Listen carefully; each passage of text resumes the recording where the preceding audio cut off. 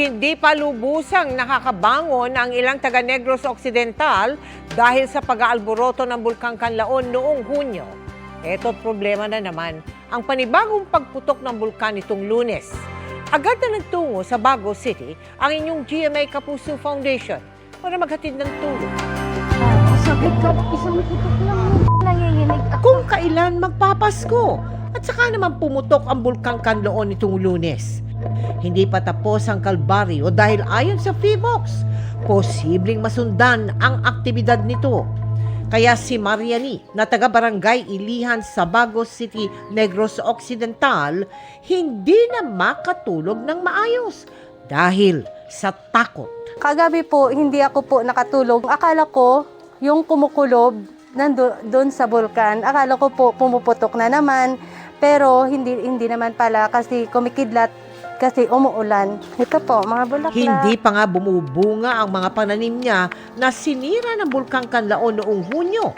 Napinsala na naman ang kanilang panibagong pananim. Pati nga raw ang mga alaga niyang manok nagkakasakit na dahil sa makapal na ashfall. Nagkakasakit po yung mga alaga naming manok. Masyadong makapal yung mga ashfall po. Pag nakatuka sila, nagkakasipon. Kitang-kita rin sa mga yero ng bahay ang volcanic ash. Sa aming biyahe papuntang Barangay Ilihan, halos hindi na makita ang daan dahil sa makapal na ashfall.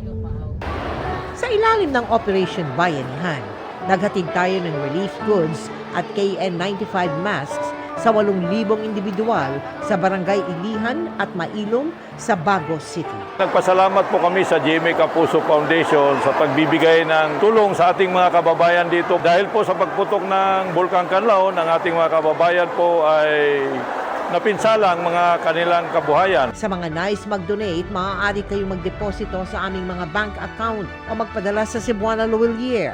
Pwede ring online via GCash, Shopee, Lazada, Globe Rewards at Metrobank Credit Card.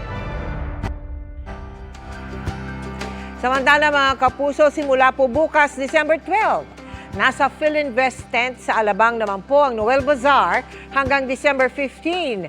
May booth po dyan ang GMA Kapuso Foundation kung saan pwede po kayo mag-donate ng 250 pesos. Katumbas po niyan ay isang set ng kumpletong gamit pang eskwela na siya namang ating ibibigay sa mga kinder to grade 1 student sa ating unang hakbang sa Kinabukasan Project. Kalakip ng ilang set ng school supplies ang message mula sa P-pop boy group na Cloud9 o Cloud7. Marami din kayong mabibiling gift items sa Noel Bazaar, kaya nakapag-shopping ka na, nakatulong ka pa.